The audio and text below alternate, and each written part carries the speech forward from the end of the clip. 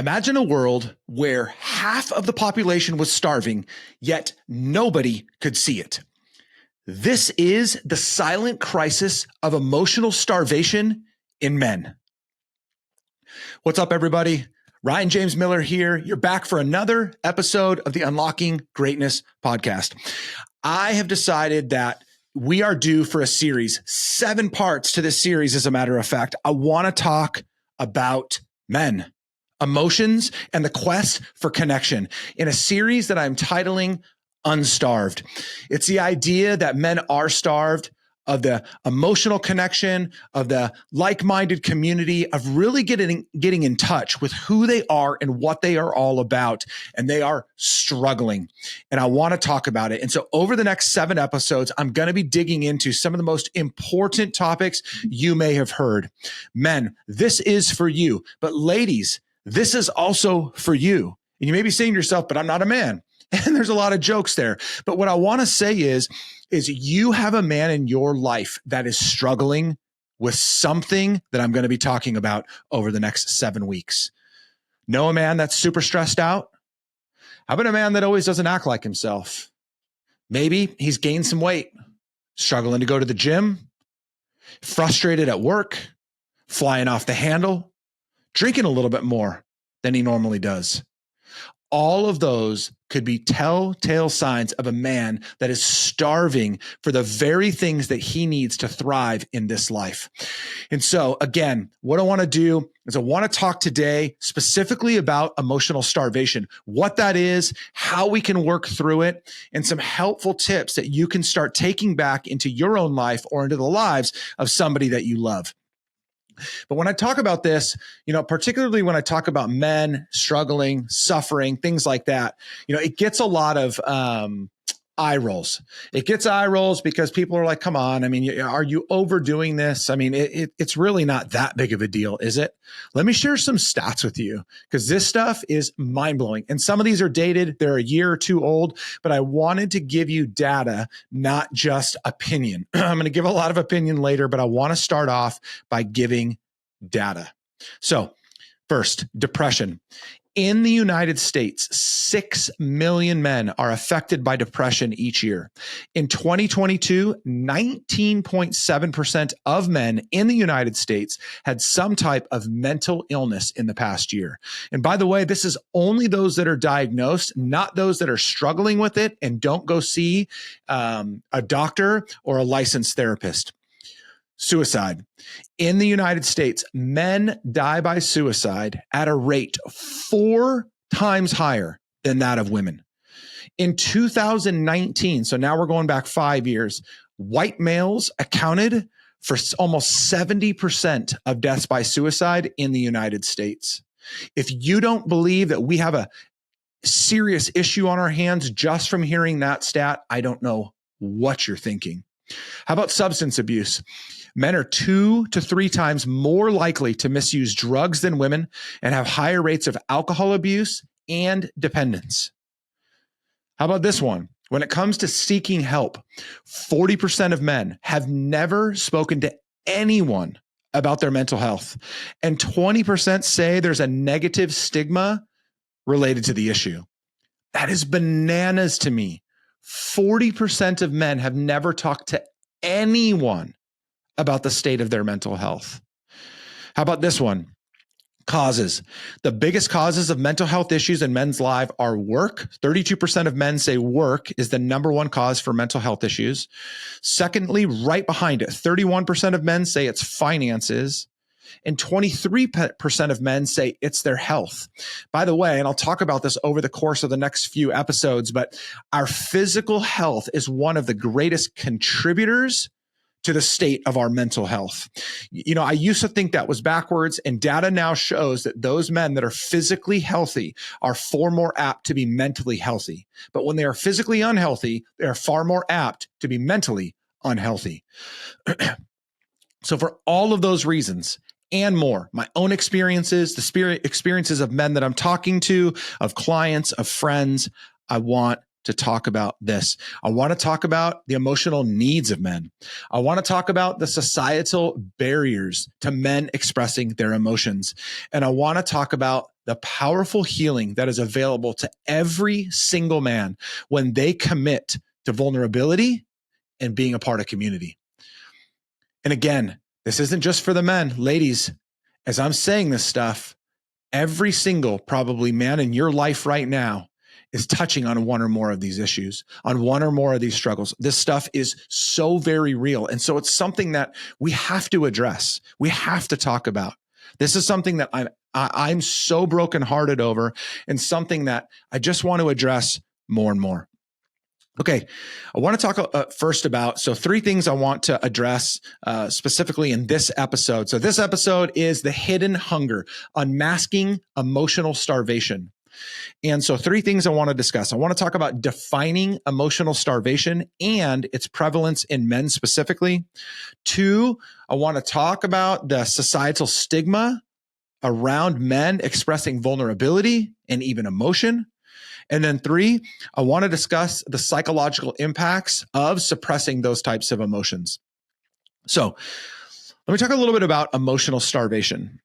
So when it comes to emotion, it's probably not surprising that most men grow up when they're young boys. They are raised to hide their emotions. I was raised by a single mom, and so therefore, I was blessed to be around a very emotional woman, for good and bad, I guess. But the reality of the matter was I was in touch with a decent amount of my emotions being raised by a mom. Mothers are far more nurturing. They're far more emotional, far more empathetic. They're just in tune with that. God wired women that way, which is just such an incredible blessing. But on the flip side of that, for the times in my life that I did have my dad around, which was every other weekend for a long period of time, 10 years without my dad at all in my life, it was interesting because my dad was raised very differently than my mom. My dad was raised by a very strict father who whooped him when he did wrong, who was very rigid, wasn't super emotional, maybe angrily emotional, frustrated emotional, but did not show a lot of the empathetic, loving, compassionate side of himself. And so that's how my dad was raised.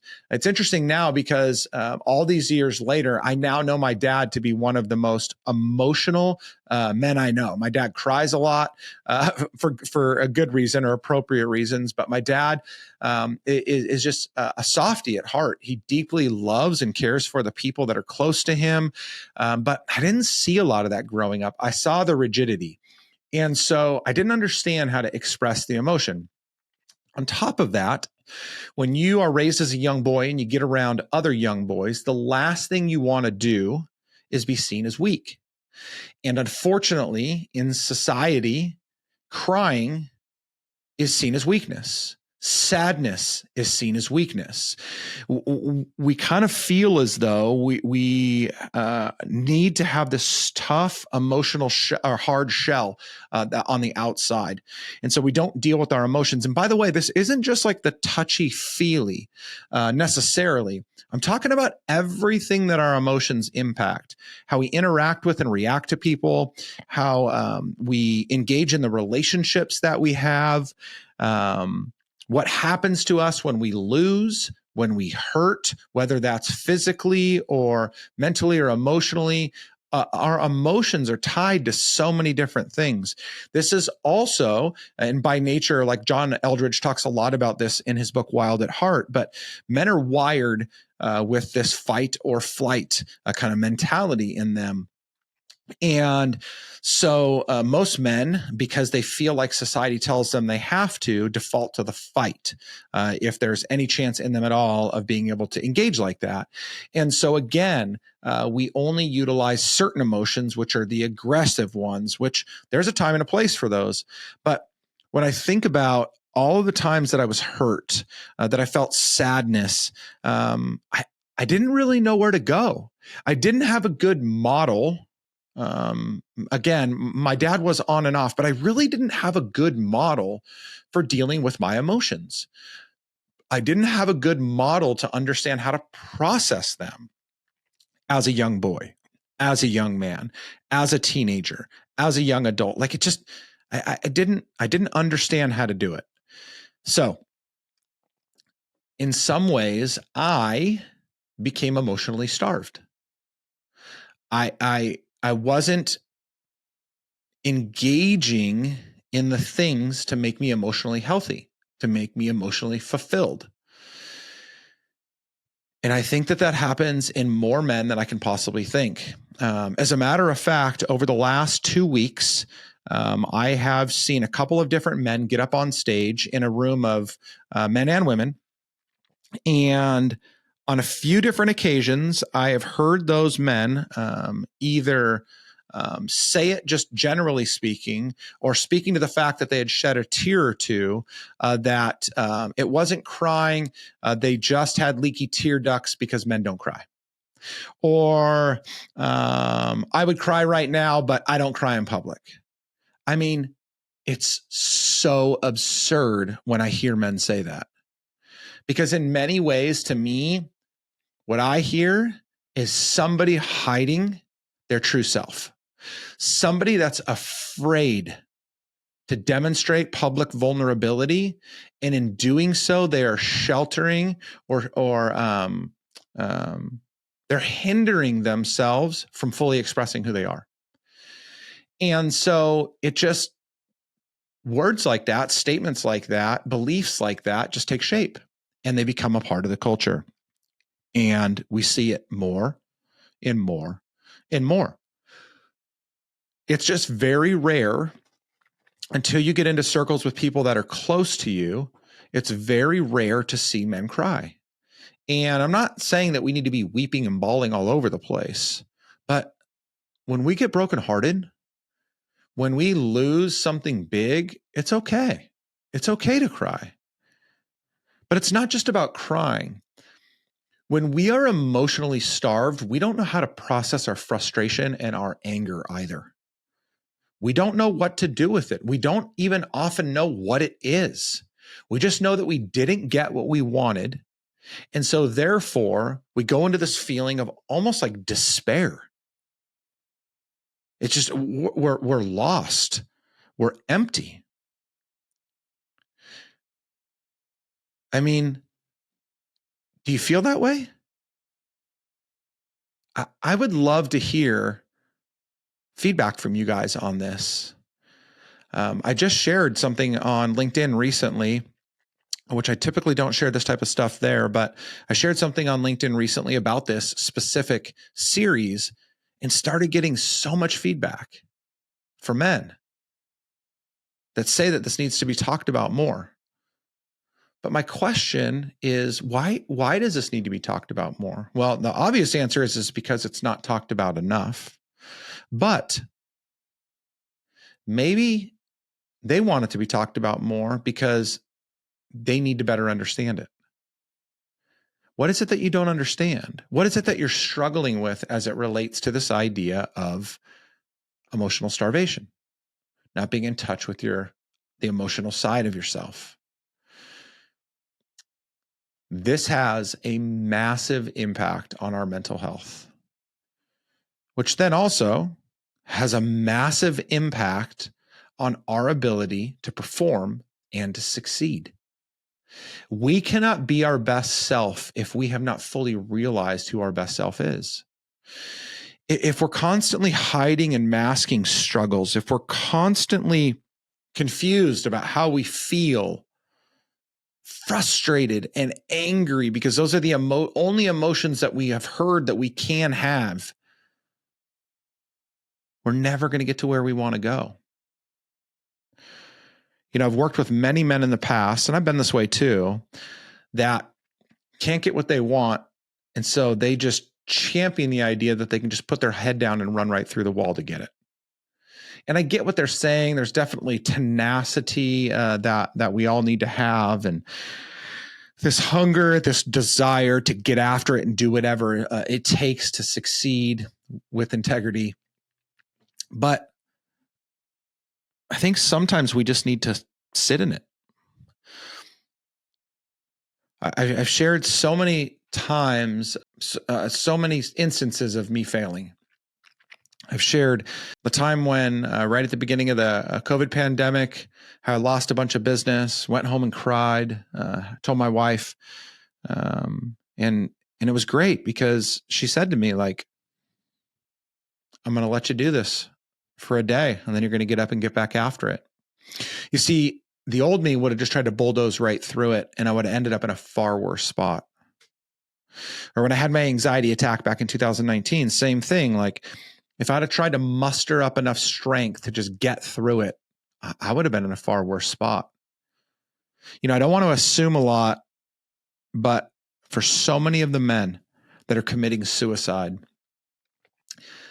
they're struggling internally and they don't know where to go with it. Depression's the same way. They're sad.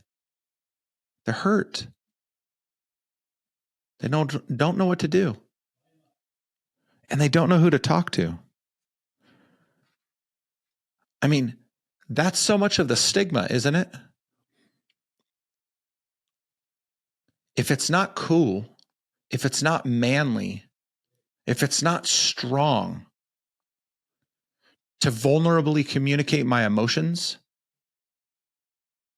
then I'm not going to go tell a friend.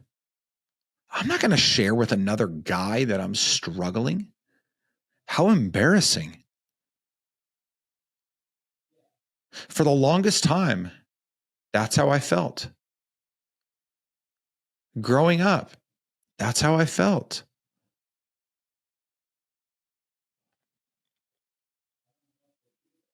I just think about you right now. There's a guy listening for sure right now that feels like this. And I want you to hear me say, I get you. I know what it's like to achieve success, to be hustling hard, to be caring for your spouse, your kids, to be managing a business, to be trying to stay healthy, to try to look good to everybody on the outside. And yet, you feel hollow, empty. And you look around and you see one of two things. You either see your guy friends killing it, and you're too afraid to go share it with them because you don't want to be embarrassed. Or really, they're just a bunch of assholes. And you're afraid to go tell them because then you will be the butt of all the jokes. Maybe not to your face, but you're afraid they'll just talk about it behind your back. And I know how that feels because I've been there. I know what it feels like to feel like you don't have what it takes. I know what it feels like to feel like you're never going to accomplish the things that everybody else is accomplishing. And I know what it feels like when you get to that place that then you start acting like it. You just kind of reserve to the fact that it's just the way that it's going to be. And so you're just going to have to deal with it. But then every once in a while, you get that wrestle in your head around wanting to fight it. And so then you muster up as much effort as you possibly can. And you get after it really, really hard. And then you get to the end of yourself. And then you lash out at your spouse or your kids or both. Maybe make a stupid decision behind your spouse's back because it'll feel good for a second, even though you know it'll ruin you for a long time. You're drinking because that will mask. That will take the edge off. Gambling to keep yourself high. even though all that's doing is creating more anxiety, more stress, more frustration, more loss. I know what it's like to look around and feel like you're the only one. And I want you to know that that's not how I used to feel. It's oftentimes how I still do. I'm grateful that God has turned around so much of my life. But it doesn't mean I don't struggle with the thoughts, with the frustrations. And I want you to know that I am here for you, that I will do anything I can to support you on your journey to become all that God has created you to be. That's not a sales pitch. That is just an overflowing from something that so pains my heart because I know what it's like to feel alone. And I want to tell you, you're not. I'm here for you, and I would love to introduce you to a lot of my friends, a lot of my colleagues that are like you, but that are journeying in the way that you want to go and want to support you in any way that they can. This battle, starving ourselves of being in touch with our emotions, of understanding the need to have positive community, to be encouraged, supported, held accountable,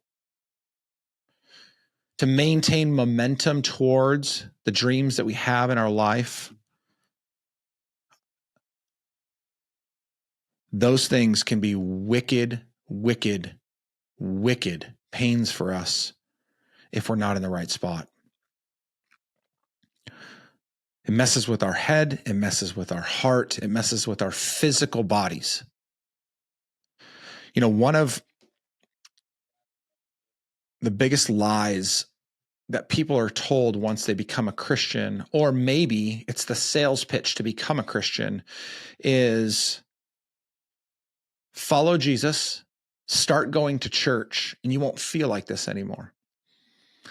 And what's so crazy is that is not only absolutely a lie, but the Bible time and time again contradicts that very statement. Some of my favorite Psalms are written by David. Yes, the little guy that killed the big guy with the rock. Slingshot too. But I love the fact that in so many of the Psalms, David is crying out, writhing in pain, hurt, sad, angry at God for the situation that he is in. He is tapping into every single one of his emotions. And when you are in church for any period of time, especially if you're in church as a kid, what you will hear is that David had the strength of a giant, though he was so small in stature. He defeated a giant. He is the epitome of strength here on earth. And yet, he was angry. He was sad, healthily angry most of the time. He was sad, upset, frustrated, and God never condemned him once for it. So not only does God not just zap all those things away from us, but God welcomes us to feel and express them. He wants to help us through them, but he wants us to be able to express them.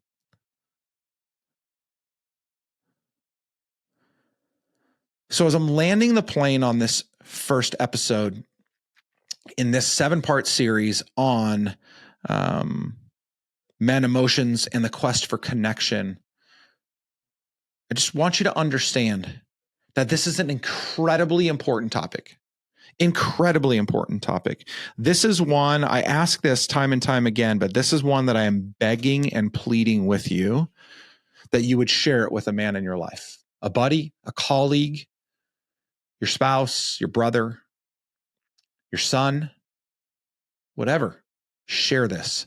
This message needs to go far and wide. We together need to be champions that men should not be starving in this way, in any way, but definitely not in this way.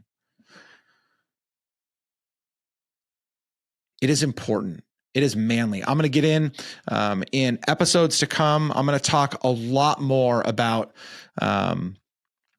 growing through this. But just so you understand where we're going. So episode number 2, we're going to talk about society's silence. So I'm going to dig a lot more into the societal expectations of men, both the incorrectly imposed ones, but then also the ideal situations that we should be in. Episode 3, I'm going to talk about vulnerability in the void. I'm going to talk about why men struggle to be vulnerable, how this impacts them, but then also, again, ways in which we can encourage each other to be vulnerable. In episode number 4, I'm going to talk about the ties that heal, the relationships that are going to best help us to become unstarved, to become full of the things that we need to become full of. Episode 5, I'm going to dig into communities that care. I'm going to talk about why being in like-minded community is one of the greatest ways to grow through this and to feel fulfilled at all times. Episode 6, I'm going to talk about a new emotional landscape. And really, that's about building emotional resilience, mental resilience. And so I'm going to walk practically through almost as if I'm teaching a masterclass on ways that you can build resilience. And then in episode number 7, I'm going to talk about the road forward.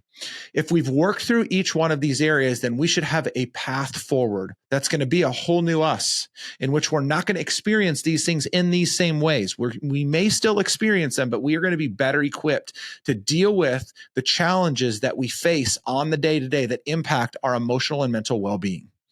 So 7 parts in this series.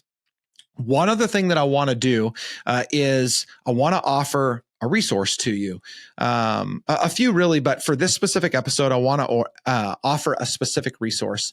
So on the back end of writing my book, Wounds, one of the things I talk a lot about is experiencing negative emotions and thought cycles and how I processed or didn't process that as a young man, young boy, young man, all the way into adulthood. And so we created a guide called the Guide to Identifying and Challenging Negative Thoughts. And it's been our number 1 most downloaded resource that we have created in the last 9 months, probably ever, though it was only created 9 months ago. And so you can click in the show notes to grab your free copy of that guide. And then make sure that if you're just listening to this podcast for the first time, or that you're just a casual listener, or you're watching this on YouTube and you're a casual listener, that you subscribe to the podcast, subscribe to my YouTube channel, because all along this series, I'm going to be sharing other clips, particularly on YouTube and Instagram a little bit, which that link is in the show notes as well. But I'm going to be sharing more information, kind of subtexts, ideas, and data around these topics as I talk about them week in and week out. So if this is something that you're interested in, please continue to follow along.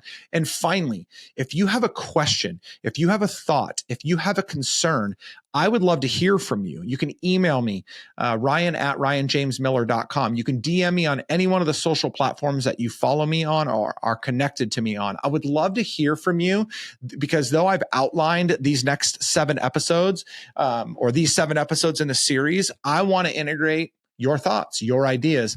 I'm even thinking about doing some YouTube and Instagram lives throughout the next 7 weeks, in which we can interact a little bit more, and maybe I'll weave those back into the episodes.